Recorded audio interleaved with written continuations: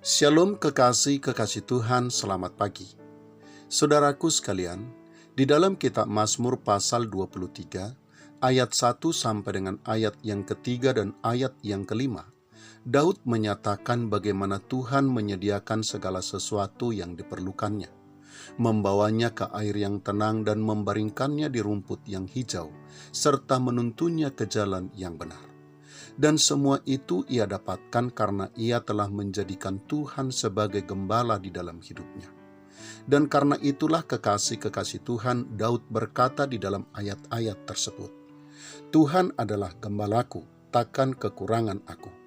Ia membaringkan aku di padang yang berumput hijau. Ia membimbing aku ke air yang tenang. Ia menyegarkan jiwaku. Ia menuntun aku di jalan yang benar oleh karena namanya. Engkau menyediakan hidangan bagiku di hadapan lawanku. Engkau mengurapi kepalaku dengan minyak, pialaku penuh melimpah. Kekasih Tuhan, mari kita jadikan Tuhan sebagai gembala kita, dan kita jadikan diri kita sebagai domba peliharaan baginya.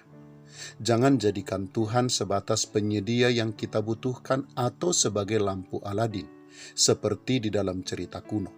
Karena kalau Tuhan kita jadikan sebagai lampu Aladin yang bisa kita perintah untuk menyediakan segala sesuatu yang kita butuhkan, maka hidup kita tidak akan pernah terbentuk.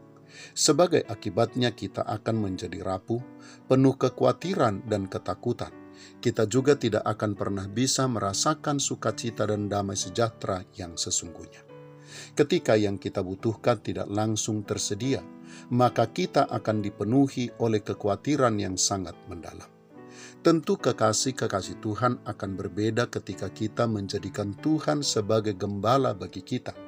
Ia akan menuntun dan membawa kita kepada kebenarannya. Dan kebenarannya itu, jika kita hidupi, akan meneguhkan hati dan jiwa kita menghadapi segala keadaan, termasuk melewati setiap lembah kekelaman.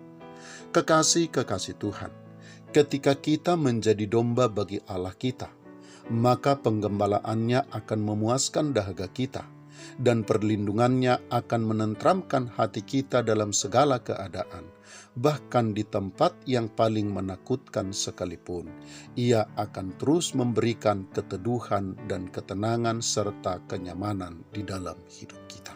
Selamat pagi, Tuhan Yesus memberkati. Shalom.